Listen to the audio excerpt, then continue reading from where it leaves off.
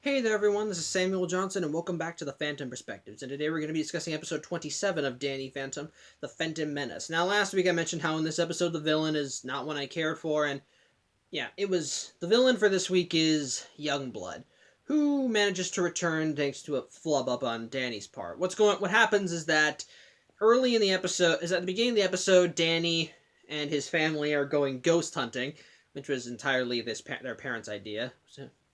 But they take the Fenton cruiser. I think I forgot what it was called. I keep forgetting. And it turns out it has a subaquatic mode or just a water mode, whatever. Pretty much you can go underwater. And what Jack and Maddie want to do is that they want to investigate the ruins of Youngblood's ghost pirate ship, which is still covered by the ghost shield. And since they're human, that means they can get in. But unfortunately, when they get in there, Danny starts freaking out because he sees Youngblood. However, when he tries pointing it out to his parents and Jazz, none of them can see him. As such, Danny can't just go ghost right in front of them, otherwise they'll figure out what's going on. So he just takes the RV and runs, just takes the cruiser or takes control of the cruiser and goes out. But he activates all the weapons, which kind of destroys the pirate ship, and in turn ends up deactivating the ghost shield, meaning that allowing Youngblood to escape. And before allowing Youngblood to escape, and what happens at this point is just that, well, his plan is pretty much just good old-fashioned revenge. He doesn't say it, but it's obvious that that's his motivation, as he begins actively screwing with Danny, just following him to school, back to Fenton Works, pretty much just doing everything in his power to be a thorn in Danny's side. However, at every occasion, no one else can see him. It's just Danny. And something I kind of like with this is that the episode is narrated by Jazz. As such, at least the first half, we're seeing things from Jazz's point of view, and you don't see anything. And what's actually interesting is that you don't see anything. So from our perspective, Danny kind of does look crazy. Only he keeps saying, there are hints though that this is Youngblood, again, pirate ship. But when Danny actually describes it, it's like it wasn't just, and they say it wasn't like Jazz says, now this way you won't be seeing a bunch of ghosts attack you. It's like it wasn't a bunch of ghosts, it was one ghost and a parrot. Which is supposed to be Youngblood's parrot that skeleton parrot that was there that always told him that informed him how pirate lingo was used. Well, in this case, the parrot's there. But she keeps seeing Danny seeing Youngblood, and she thinks he's losing his mind, so she tries to relax him by recommending a family vacation. And at first the parents aren't willing to do it, but then Danny grabs some of their gear and starts shooting at Youngblood, and so they think, I'll just go, and so they change their minds. As such, the group goes out to, sorry, I think I heard anyway, the group goes out, the Fenton family goes to the desert for their vacation, and of course Youngblood follows them, only to kind of keep up with the motif. He's no longer sporting his pirate motif, he's now dressed as a cowboy, with his parrot now a skeleton horse.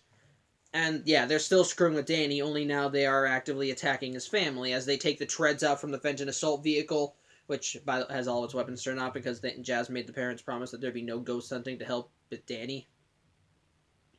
They take out the treads on the Fenton assault vehicle, which only is saved by Jack having a spare that he can just put in he can replace with a press of the button.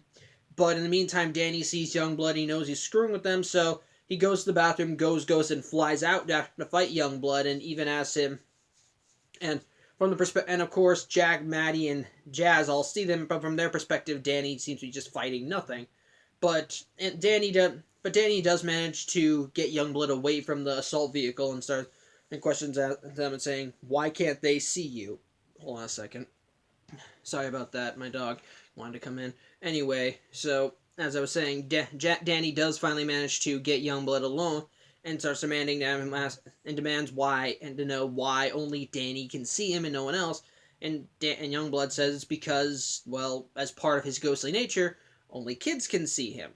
And, well, kids that act their age anyway, because Jazz acts like an adult, so she's considered an adult, but otherwise, the only people that can see them are kids. And I'm guessing maybe adults that act like kids? I don't know. I'm guessing it could work in reverse. I don't know. But that's just my guessing. But either way, bottom line, the only reason Danny's able to see him is because he actually does act his age. while Jazz tries to act like a responsible adult, and his parents are adults. So meaning that Danny's the only one that can see him, and that's the reason Youngblood's going after Danny. He wants his family to think he's crazy, and then lock him, and then throw him somewhere where they think he'll be away. And then while Danny's distracted, Youngblood will destroy his family, which I admit is actually a pretty ingenious plan. Use that Danny is 14 years old, still technically a kid, even though he's a teenager, and so since every other member of his family is kind of in the adult ratio they'll think he's crazy, and without him around, he can just take them out, and they'd be none the wiser, which is actually pretty clever. As such, Youngblood throws Danny back to his family to continue screwing with him. And Danny, of course, manages to cover it up, but he still knows that Youngblood is out there and still is going to try and go after his family. As such, at night when they all start camping out, Jazz, still thinking Danny's crazy, tries to keep an eye on him, even having she even has the security lock for the Fenton assault vehicle, so that her parents can't turn on the weapons.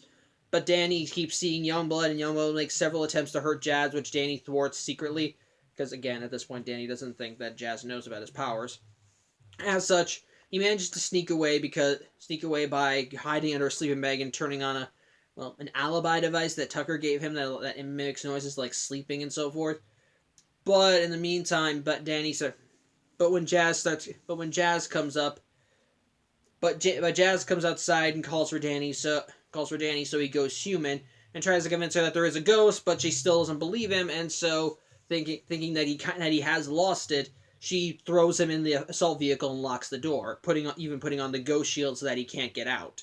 As such, Danny is helpless as Youngblood takes this opportunity to push their parents' tent into a nearby river, and so Danny keeps trying to tell her, look around, turn around, but every time she does, she only sees nothing, and so she doesn't believe Danny.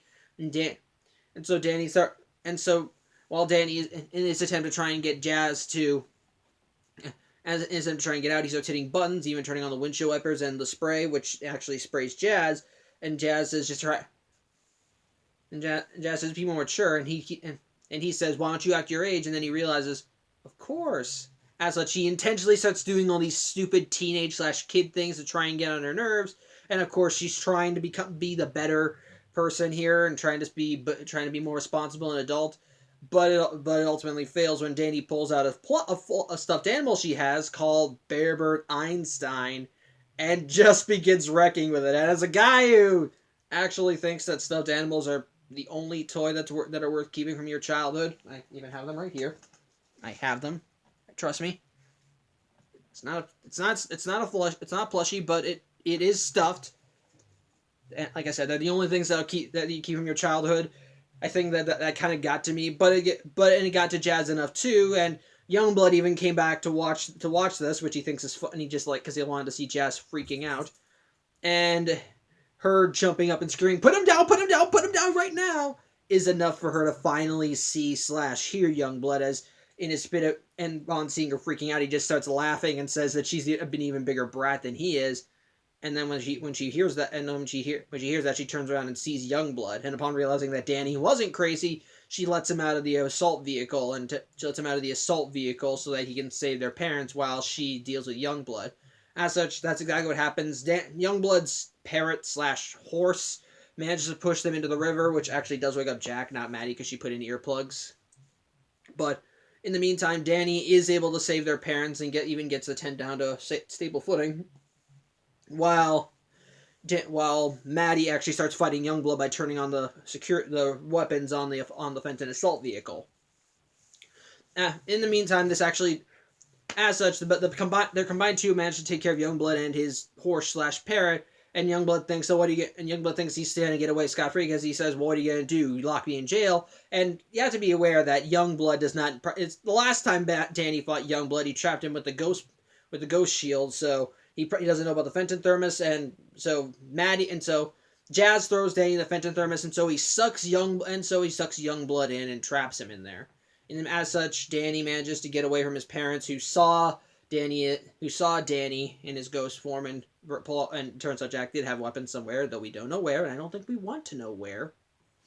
And he manages to get away, and Jazz concludes that while Danny may act like a kid, he is responsible. So it probably is fine to at least act like a kid every once in a while.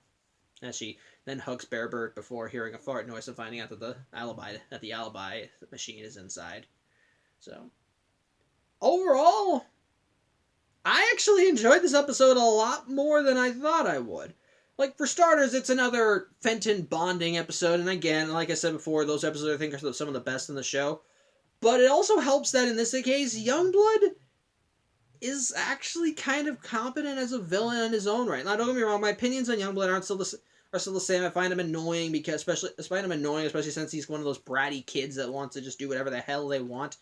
But here, I actually kind of like him as a villain, because his plan isn't something big or extravagant like in the last time where he wanted to kidnap all the adults and using to power his ship with Ember's music. In this case, what his big plan is just simple revenge, and sometimes all you need is a simple motivation, and that's all it is. As he uses his new as he uses his natural invisibility to adults to mess with Danny, messing with him in places where he can't go ghost, or making his family think he's crazy. It actually does work to the episode's advantage, as you can see Danny kind of slowly losing it as Youngblood keeps messing with him, seeing his family's growing concern for them, and even seeing it culminate with Jazz locking him in the Fenton assault vehicle, which actually does. And it even raises more tension because, again, Danny is trapped in the vehicle, completely immobilized, while Jazz cannot. Where behind Jazz, the bad guy is pushing their parents into a river with the intent to kill them, and Danny keeps trying to tell her, trying to convince her there's something there, but she won't believe him. And even when she does turn around, Youngblood stops what he's doing, so she thinks that Danny's just nuts. So it actually does add a bit of tension to what's happening in the climax, which I actually kind of like. And again, there's growing tension with the family, with seeing Danny go crazy, with them thinking Danny's crazy. And again, it actually works in this regard. And again, it's not. My opinions on Youngblood have not changed because of this episode. I still find him to be an annoying, bratty little kid but I think he works, at least in the context of this episode. So I'll give him a pass on that one. And again, on top of that, there is still the familial bond stuff between Danny, Jazz, and his parents, though more between Danny and Jazz. As a character flaw and a character trait character trait. A character trait that we've seen with Jazz throughout the series is just her maturity. As Haley puts it, she wants to be normal. Will go so far, and will go very far to be normal. And again, that can be kind of a strength for her. Like, she does want to be kind and caring, and she wants to be there with someone. It's one of the reasons why she hasn't told Danny up to this point that she knows about his ghost powers, because she knows what he's doing is something responsible, that he's doing the right thing with his abilities. She actually does, but at the same time, she wants him to feel comfortable with telling her himself, which is actually kind of nice. Which is actually nice. Actually nice. And then one of the reasons why she's even trying to understand Danny, and again, one of the reasons why she's trying to understand Danny, the reason she's doing everything she's doing in these episodes, like the trip, trying to stay on Danny and even locking him in the RV, aren't due out of malicious intent. It's because because from her perspective, her brother's lost it, and she's trying to protect him. Like, she's not malicious in this regard. She's just trying to protect someone that she cares about. And even then, though she's not willing to admit she's wrong, even she admits it in the episode, even her in the narrative of the episode. But when she actually does see that Danny was telling the truth and that Youngblood is a real person, she actually does immediately turn to his side, which is nice and strong. And even the moral of the episode is something that she has to learn for herself, that sometimes it's not bad to act. Sometimes it's not bad to act like a kid. I'm guessing. Okay, maybe maybe you do. Okay, maybe it doesn't work in reverse. Maybe if you're an adult that acts like a kid, it wouldn't work. Otherwise, I think Jack would see him. But sorry, going on a little slight tangent. But bottom line, what I'm saying is, I like that. I like the angle it goes with it. And on top of that, this episode's actually kind of top of that, along with having good premise, along kind of strong points from the villain, it's also hilarious as hell. It is actually this is just really funny. For starters, there are some good jokes at seeing Danny slowly kind of losing his mind, especially when Youngblood's screwing with him while people are around. Like one of my favorite, one of my favorite scenes in the episode is when Danny's fighting Youngblood while the Fentons are on their way to camping. And so as Danny's fighting Youngblood, Jack and Maddie see him outside the windshield, and they're like, "Oh hey, it's that ghost kid. What's he do? What do you think he's doing out here?" And if Danny's shooting at Youngblood as they're running up, and Jack says, "I don't know, but he must really hate that rock." I'm sorry, it's just kind of the delivery and the context. It's just so weird and funny. It's even funnier too. It's just the reaction, like, "Well, shouldn't we be hunting him?" It's just kind of a nice delayed reaction. It's not like when the instant they see Danny Phantom just floating around, their reaction isn't immediately ghost. They're like, "Hey, what's he doing here?" And I'm sorry, and I know it's funny. I think it's just funnier in context, and the whole episode's just full of stuff like that. From seeing Jazz freaking out about her bear, to seeing Danny's growing insanity with Youngblood, to even yep. And there's even a funny thing where Jack and Maddie had to trade their jumpsuits up for camping clothes for this episode, and Jack's just feeling looser at it. And so at one point he hands the wheel. And so at one point, while they're on the way to the camping trip, Jack hands the wheel for the truck over to Maddie because it can apparently be moved, and wants to go to the bathroom. And by the time he manages to get in, it's not because he needs to use the restroom. It's because he packed his spare jumpsuit in there and he just wants to rub his face on it. It's amazing. And it's just hilarious. It's just so funny, and just kind of seeing that all in there is just really nice. And again, sorry, I'm trying to think of things to talk about that I like about this episode. But again, I think the biggest strengths of the episode are the villain's plan, which actually does kind of work, which actually works. The familial tie, the moral / the familial bonding between Danny and Jazz. The humor is just amazing, and it all just kind of works, and I think helps strengthen the episode. Now that said, do I think this episode's perfect? No, I don't. I think my biggest flaw with it would kind of just be how Youngblood's abilities work. Now, I wouldn't doubt that Youngblood would probably have these abilities before, because they established that while adults and people with kids with adult mindsets can't see Youngblood and so forth, but he can still interact with them and screw with them. Like, even if he could be right here and screaming in your ear as if you're an adult, but you wouldn't notice. But if he did stuff like this, like poked you or something, or messed with your stuff, you would feel it. You would still feel it. So yeah, stuff like that would make sense. But, and I guess you could say, but again, I don't know. But never was shown before. But it was never shown before. And again, I actually remember this stuff from when I first saw this episode when I was younger. And I thought that when I first saw the Pirate Radio episode, I thought, well, if only adults can see how that might fill up the plot hole about why Jack was wondering why Danny was there with all the extra stuff. But clearly they can see the ship, because when they're actually going underwater, that's where they go. They go to the underwater ship. And I guess you could say Danny freaking out about seeing Youngblood was him just trying to get away from him because he couldn't go ghost there. So, but the fact that they were even able to see the ship at all and remember being on there kind of just makes me hate the Pirate Radio episode even more, because because they should know that they were at least kidnapped by some kind of ghost, and this was a ghost pirate ship, and their son saved their lives. He shouldn't be punished. He saved their lives. They were in danger. They didn't know how they got there. He took charge. They should be proud of him. I'm sorry. It's just annoying, and again, and the whole stuff with not being able to see him feels like something that was added for the episode. But again, you can easily claim that it could have been the case in Pirate Radio, and on top of that, it still adds to some very good moments in the episode, especially when you actually kind of see the emotional stake of Danny versus family. So, yeah, on the whole, The Fenton Menace is actually a pretty good episode. Again, I still don't care for Youngblood. I think he's still an annoying little shit, but otherwise, good humor, good moral, good villain. Good plan at least. All lead to what I think to be a good episode. So, yeah, that's pretty much it. Thank you for watching. I'm Samuel Johnson, and tune in next week as Haley and Tim rejoin us as we see Danny take on the ultimate enemy. I'll see you then.